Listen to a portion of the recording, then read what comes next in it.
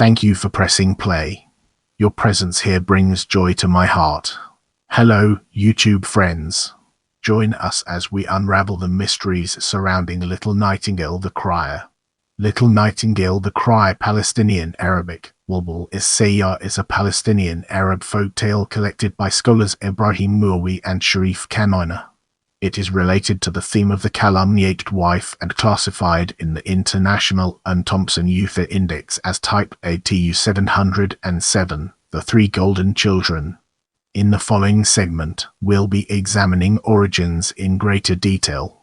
According to researchers Yoel Shalom Perez and Judith Rosenhaus, the tale was collected by Muhawi and Kanaana in Arabia, in Galilee. In this section, we'll be exploring summary. Three sisters earn a living by spinning and selling their products. One day, however, the king decides to see if his subjects are loyal to him and decrees that lighting a candle at night is forbidden. The three sisters despair at the fact, since they spin day and night, but decide to obey the prohibition.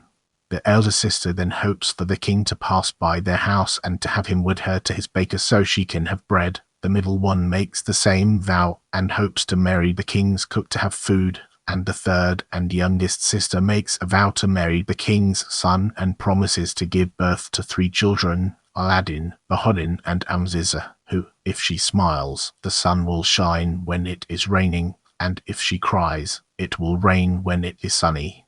The king just happens to pass by the sisters' house and orders his vizier to mark their house with a symbol, so they can return later to bring the sisters.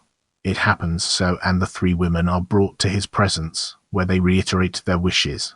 The king fulfills their requests and marries the two elder sisters, respectively, to the baker and the cook, while the youngest sister marries the king's son.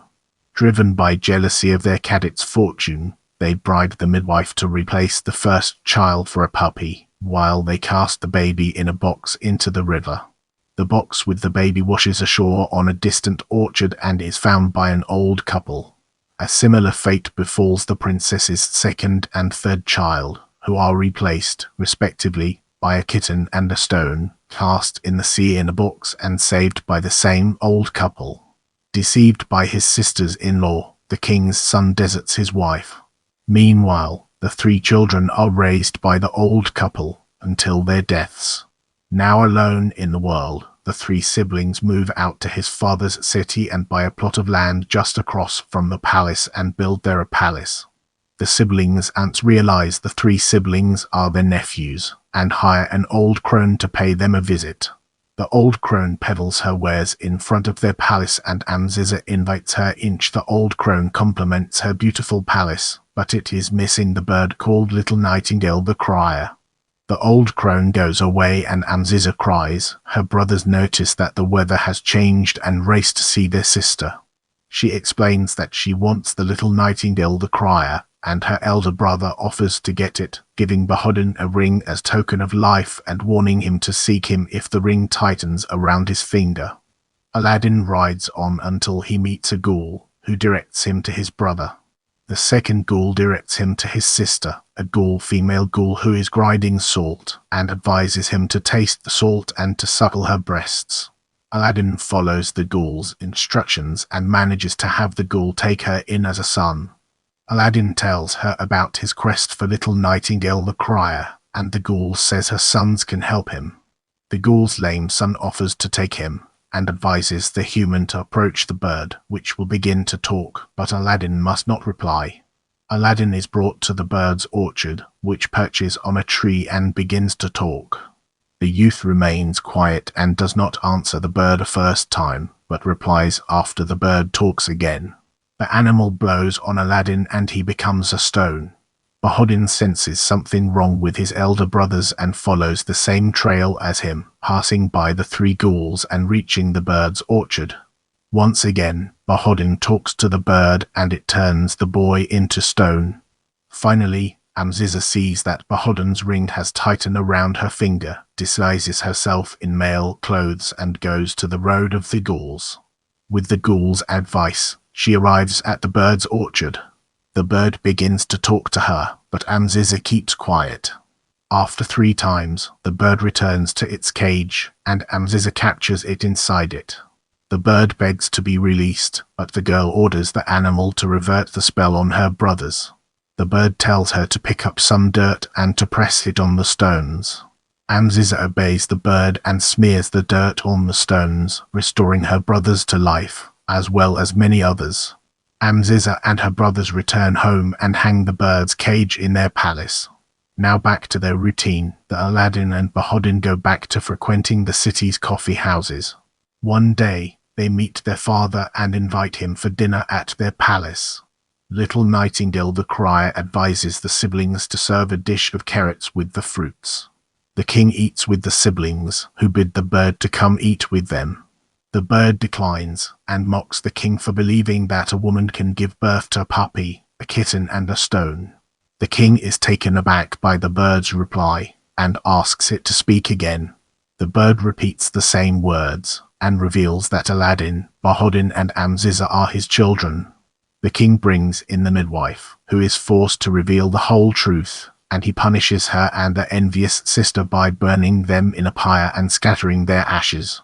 Brace yourself for an enlightening exploration of tale type as we dive into its profound implications. The tale is classified in the International Aarne-Thompson-Uther Index as Type ATU 707, the 3 Golden Children. In this cycle of stories, a woman promises to bear children of wondrous aspect, who are taken from her as soon as they are born by her jealous relatives, her sisters or her mother-in-law. The children survive and are adopted by a childless couple. Years later, the children are sent on a quest for marvelous items, which will eventually lead to reuniting the family. Moving ahead, let's uncover the hidden gems within variants and discover their significance. The tale type appears in fairy tale collections of Middle Eastern and Arab folklore, and across the Muslim world. Scholar Hassan El-Shami lists 72 variants of the tale type across Middle Eastern and North African sources. He also stated that variants were collected in the eastern part of the Arab culture area, namely, in Palestine, Syria, Lebanon, and Iraq. In the next portion, we'll be immersing ourselves in the realm of Palestine and examining its broader implications. In a Palestinian tale from Berzit, collected by Orientalist Paul East, Cole with the title Diashizitsan's Willingskinder the abandoned twin children, the third and youngest sister promises to give birth to twins, a boy and a girl with silver and golden hair, but the girl shall have 3 teeth, one to quench the thirsty, the second to satiate the hungry and the third to feed the tired. The twins are still set on a quest for a bird that flaps its wings and sings.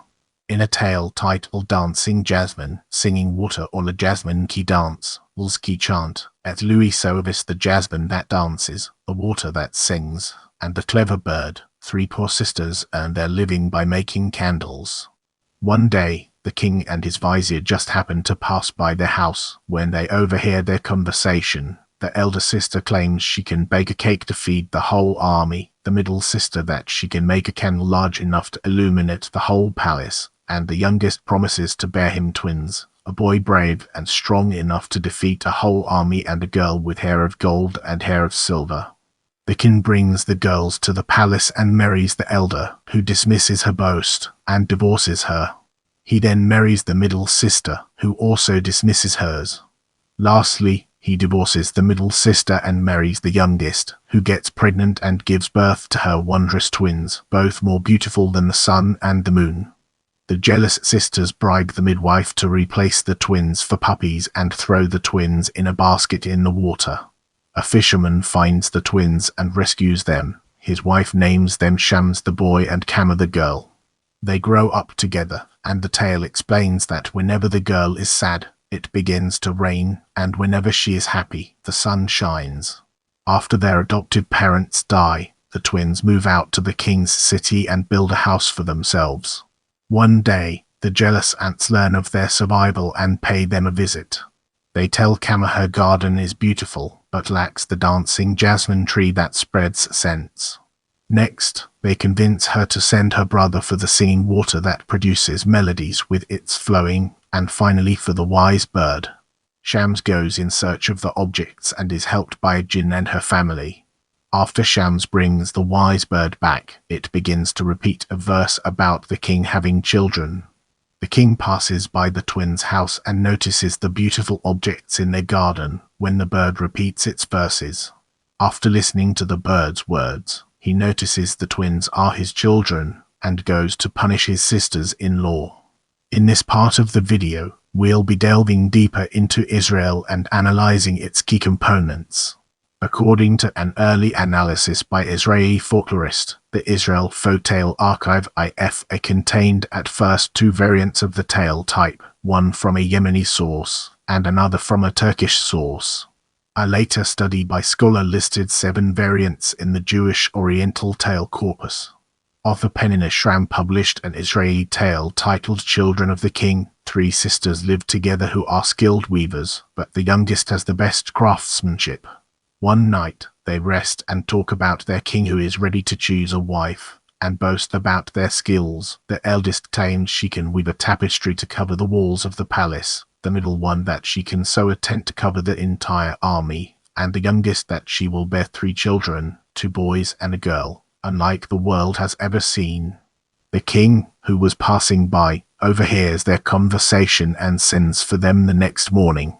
After inquiring the 3 sisters, the 2 elders dismiss their boasts, while the youngest declares she can fulfill hers, since she saw it in a dream. The king marries the 3rd sister, to the jealousy of the elder 2, who conspire with the midwife to take the babies, replace them for cats and abandon them in the woods. It happens so, the queen is expelled by the king, while the children are found by a poor old woman. Years later, the aunts pass by the old woman's house and, realizing their nephews and niece are alive, she convinces the sister to send her brothers on a quest for a pool and a nightingale that sings songs. The elder brother fails and is trapped along other prisoners, but his younger brother takes the bird and saves his elder. Later, the king passes by the siblings' house and notices the sister's beauty when the nightingale begins to sing about it. The king wonders about its behavior, and it sings again about the 3 children. The old woman who raised them appears with the cloths they were wrapped in when she found them, which the monarch recognizes as his wife's handiwork. Realizing the ruse, he punishes his sisters-in-law, reinstates the queen and rewards the old woman. In her notes, Shram classified the tale as type Erg, despite recognizing its connection to type 707. And stated the existence of at least 22 variants in the IFA archive. In this chapter, we'll be unraveling the enigma of Bedouins and discovering its transformative power. In a tale from the Bedouins in Israel, collected from a source from the Arab Eldit tribe with the title The 3 Siblings and the Talking Birds, a king has 3 wives, then marries a 4th one. The 4th co-wife gives birth to a son, which is replaced by a cat and given to the gardener. The same thing happens to the 4th wife's next children, another boy replaced by a dog and a girl replaced by a stone. The king, seeing that his wife did not give birth to human children, demotes her to a menial position in the kitchen. Meanwhile, the children are given to the gardener to raise, who names them is-Addan religion pride, Yedidan let live the religion and or El-Kama moonlight. One day, when they are older, the midwife pays them a visit and convinces the sister to ask her brother to find her the half-world mirror that can see into half of the world. The brothers find a sorceress's daughter, which they fetch a comb for to trade for the mirror. Next, the midwife sends them for a tree with 2 birds on it that tell everything. The brothers meet the sorceress's daughter again, who directs them to a ghoul. The ghoul agrees to trade the birds on the tree for Princess Foma. The brothers ride to the sea, where Princess Foma lives, and tell her the reason for their quest. In order to protect Princess Foma and trick the ghoul, they fashion a wooden effigy and deliver it to the ghoul, gaining the tree with the birds on it. Lastly, the siblings invite the king for a feast. During the meal, the 2 birds begin to talk to each other about the sad history of the queen and her 3 children, is-Addan, Yedidan and or El-Kama. The king overhears their conversation and asks them to repeat. The bird, one named Abu Ayoyela, repeat their talk, one of them saying it weeps for the queen's children. The king learns of the truth, punishes his 3 co-wives and restores the 4th wife as his queen. In another Bedouin tale, collected from a source from the Arab El-Mazab tribe with the title The Wicked Old Woman, a man takes another woman for his wife instead of one of his 7 female cousins, for the woman will bear him a boy, Gumma Moon, and a girl, Sham's son. When the woman bears him the twins, beautiful like the sun and moon, the 7 female cousins bribe a midwife to take the children and cast them in a box in the sea, placing 2 dogs next to their mother. It happens thus, but the twins are rescued by a fisherman, who brings the twins to a king to be raised. However, the old woman of evil sees the children and abandons them in the forest to be eaten by hyenas. The children cry, their weeping producing rain and play, and the weather clears for them. A giant blackbird feeds the children. Some time later, the girl utters that the Lord shall give them a house, and it happens so. Later, the same old woman of evil pays them a visit and tells Shams to ask her brother to bring her the buzzing and bells thing. The collectors mention that it is a tree. Gumma journeys to a long-bearded hut water ogre, whom he helps and is directed to a ghoul family. Gumma suckles on the ghoul matriarch's breasts to be accepted into their family, and the ghouls direct him to the tree. Gumma brings the tree back and it produces sounds like bells and songs. The old woman of evil returns and is killed by the hut, and the tale ends. With our foundation established, it's time to explore Middle East and its relevance to our overarching theme.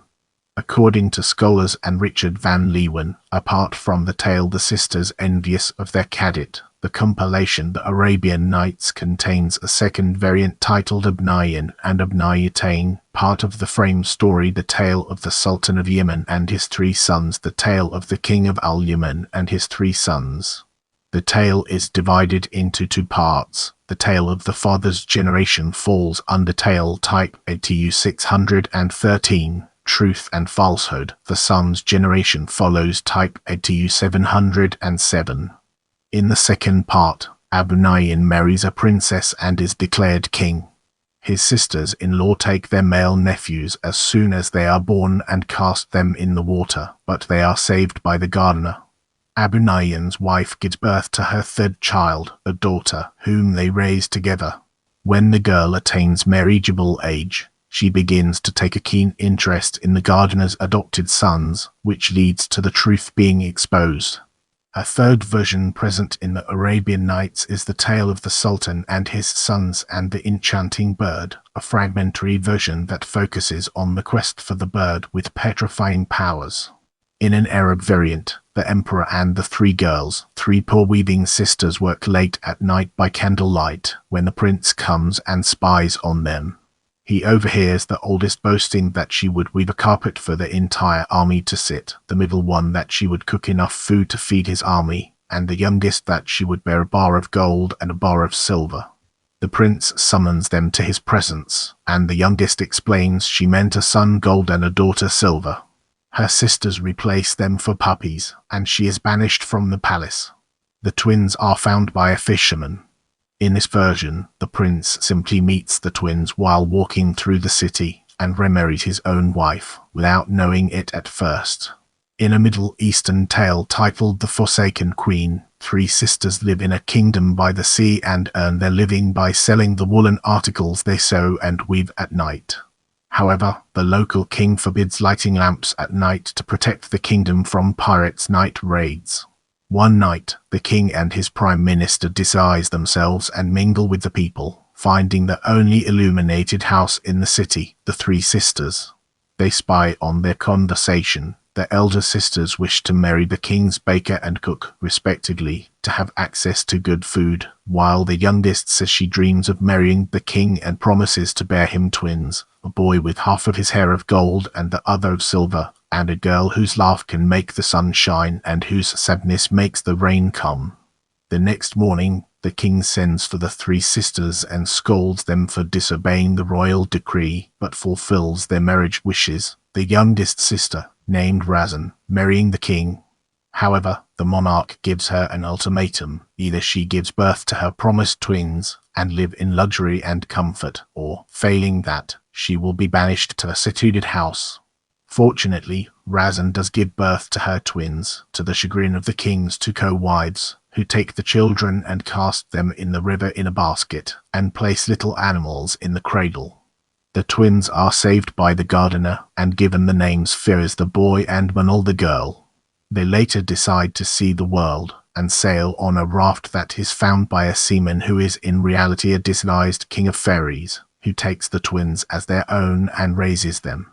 Years later, the king of fairies gives the twins a magic ring that can summon a genie to help them, and the twins move out to their father's city, where they create a palace right in front of the king's with the ring's genie. The king's co-wives learn of the twins' survival and send an old midwife to get rid of them. She pays Manal a visit and talks to her about 3 wonderful objects that can enhance the grandiosity of their home: the joyous birds, the lighting gown, and the lady of the fancy garden, Lady Maliha herself. With the help and advice of an old man, Firaz brings the birds. He takes a branch from the joyous tree and plants it in his garden. The next day, a tree sprouts with a male and a female bird perched on it. He next quests for the lighting gown, which is given by the lady of the fancy garden, and is able to shine brilliantly at night. At the end of the tale, Lady Maliha joins the twins and invites the king for a feast at their palace, where she reveals the whole truth. As we venture forward, let's examine Lebanon in detail and gain a deeper appreciation for its significance. In a Lebanese variant collected by H. Ritter and with the title Die Prinz and Saintry Fran, the prince and his 3 wives, a farmer's 3 daughters wish to marry the prince, the youngest promising to give birth to a girl with golden hair and a boy with silver hair. The prince marries all 3, and the elder sisters replace the children for a cat and a dog. They are saved by a fisherman and his wife, who sell the children's metal-coated hair in the market. They become rich, their parents die, and they move out to a palace in the prince's city. Their aunts send them on a quest for a tree with drums and music and a bride for his brother. The bride, with her omniscient knowledge, narrates the twins' story to the king during their dinner. In a Middle Eastern tale collected from a Lebanese teller and translated as The Shrieking Nightingale, 4 poor sisters, Watfa, Aya, Nasma and Najma, work by spinning wool and selling it. One day, they buy some bread and stop to rest and eat in an abandoned hut. They see the king's son on a hut, who is actually overhearing the sisters and declare their wishes. The elder 2 wish to work in the kitchen peeling garlic and onions, so they can eat better food there. The 3rd sister wants to knead the dough, but the youngest states she'd have be poor with pride then accept marrying the king's son. The king's son, Ma, just happens to enter the room to inquire the youngest sister about her decision. She answers that she might feel humiliated by being the wife of the prince. He does choose Najma as his wife, and takes the other sisters to work and live in the palace. However, the elder sisters begin to hate their cadet's fortune, and conspire to harm her. They bribe the midwife to replace Najma's children, a boy and a girl, for a dog and a stone. The elder 2 sisters lock the twins in a box, but Nasma, the 3rd sister, places a bag of money in their box out of pity. They cast the box in the sea, but the box is rescued by a poor fisherman called Mary, who releases the twins from the box and raises them with his wife Soda. They move out to another village and name the boy Clever Hassan and the girl Sitalisan, who become skilled youngs. Meanwhile, their mother, Queen Najma, is trapped in a tower away from her husband, while the king sets an equestrian competition. Clever Hassan excels at the games and draws the attention of the King Ma. The aunts realize that Clever Hassan is their nephew, and Watfa and Alia hatch a plan to kill him. They send the midwife to the king's mother's palace and says that it lacks the shrieking nightingale with feathers of many colors and able to sing in 7 languages, which lies in the city of the jinn, and only Clever Hassan can bring it to him. With the guidance of 3 she-ghouls, Clever Hassan brings the bird to him, but the nightingale does not sing and appears to be despondent. Until one day, when the evil midwife pays a visit to the king, The nightingale shrieks about the disgraced queen and her children. On hearing this, King Ma unravels the truth and releases his wife from prison, leaving the fate of her persecutors to her. Queen Najma forgives her sister Nasma, banishes their elder two to their old village, and orders the execution of the midwife. The king also rewards the fisherman and his wife and takes them to live in the palace with clever Hassan and Sit al-Ihsan. In a Lebanese tale translated by Arthur Aini Bushnik as The Nightingale That Speaks, to test his subjects' loyalty, a king orders that no one shall keep any light at night. One night, he goes with his vizier to visit a poor house where three sisters live and spin wool. He overhears their conversation. The eldest sister wishes to marry the king's baker, the middle one the king's cook, and the youngest wants to marry any man, even the king's son, who can carry clothes for her to the Turkish bath, and would bear twins, a boy with a lock of silver and a girl with a lock of gold.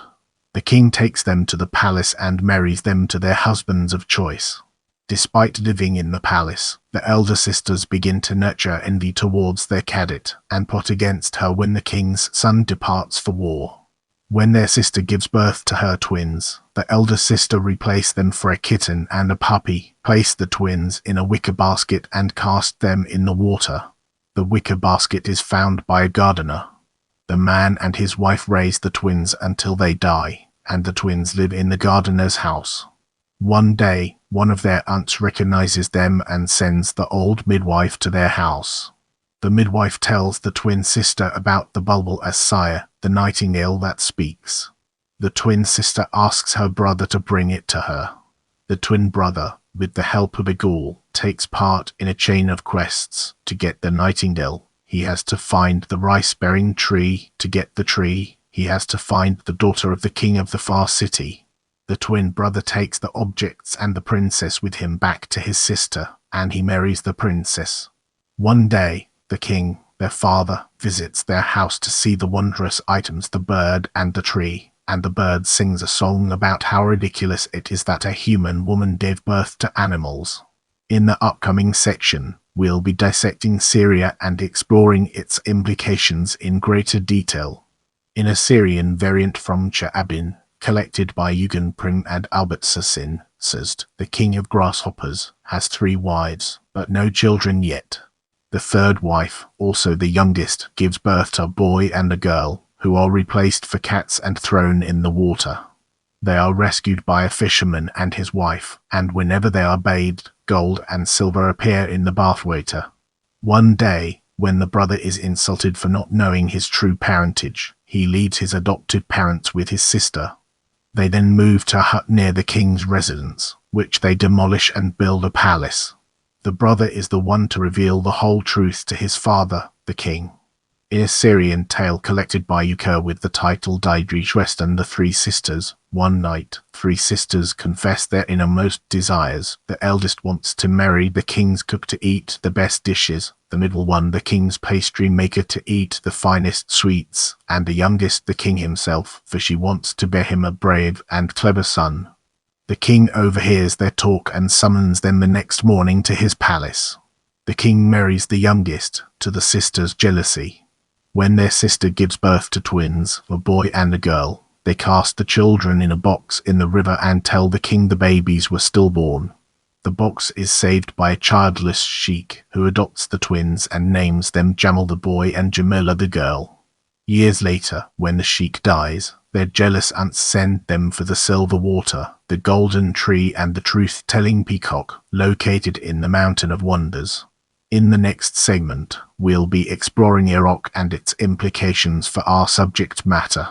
Novelist and ethnologist East. South. Drow collected an Iraqi tale titled The King and the 3 Maidens, or The Doll of Patience. This tale focuses on the mother's plight. The youngest sister promises children born with hair of gold on one side and silver on the other, but as soon as they are born, the children are cast into the water by the envious older sisters. She is told she must never reveal the truth to her husband, the king, so she buys a doll to confide in akin to the young slave and ATU 894. In a dialectal variant collected in Baghdad with the title The Nightingale, A sultan's son camps out with his army near the Grand Vizier's 3 daughters. Each of the girls announced their wishes to marry the sultan's son by performing grand feats, the oldest by baking a loaf of bread to feed the sultan's son and the army, the middle by weaving a carpet large enough for everyone to sit, and the youngest by bearing twins, a boy with gold locks and a girl with silver locks. The sultan's son marries the elder girl first, but when she states she cannot bake a loaf of bread as she described, she is downgraded to the kitchen.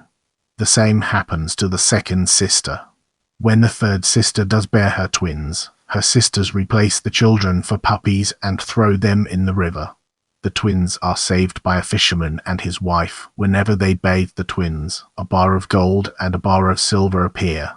Their aunts send them after the clapping apples, the lulating pomegranates, and the singing nightingale. In this part of the video, we'll be diving deep into Assyrian people and unraveling its profound impact. In a tale from the Assyrian people published by Russo, Assyrian author with the title Sharbos and the 3 girls, Emperor Sharbos spies on 3 sisters talking, the youngest promising to bear male twins with curls of pearl.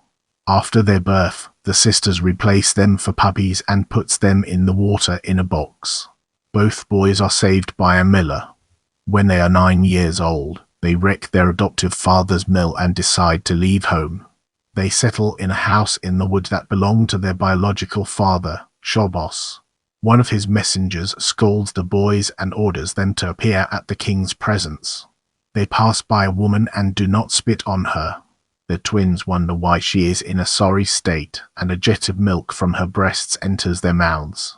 The guards send them to the king, who asks about their life story, and summons his disgraced wife, who confirms the twins' narration. Researcher Valentina Sedonal collected a tale from an Iraqi Assyrian Christian source that lived in Hamakulan. In her tale, titled The Power of God and of the Blood Tie, a king's son, who is also the commander of the army, rests with his retinue by a sakyar. By the sakyar, 3 sisters are talking to each other, all of them wishing to marry the king's son. The eldest boasts she can cook a small pot of food to feed the entire army, the middle one that she can weave a carpet for the whole army to sit, which can be folded to fit in his pocket, and the youngest promises to bear twins, one with head of gold, the other with head of silver. The king's son overhears their conversation and marries all 3. Some time later, the elder 2 are asked to deliver on their boasts, but they dismiss it as mere talk, and are demoted to be servants at the palace. As for the third sister, she gives birth to her promised children, twin boys, who are replaced for puppies and cast in the water in a box by the first wife. The box washes away to a mill, and the boys are saved by the miller, who raises them with his wife. Every day, the miller and his wife find 2 pouches with gold and silver near the boys' heads, and become rich. As for the boy's mother, she is demoted to polish the shoes of whoever enters the palace. Back to the boys, they grow up and go to the king's palace to choose wives for themselves. On the way, the boys pass by the woman polishing shoes and kiss her hands.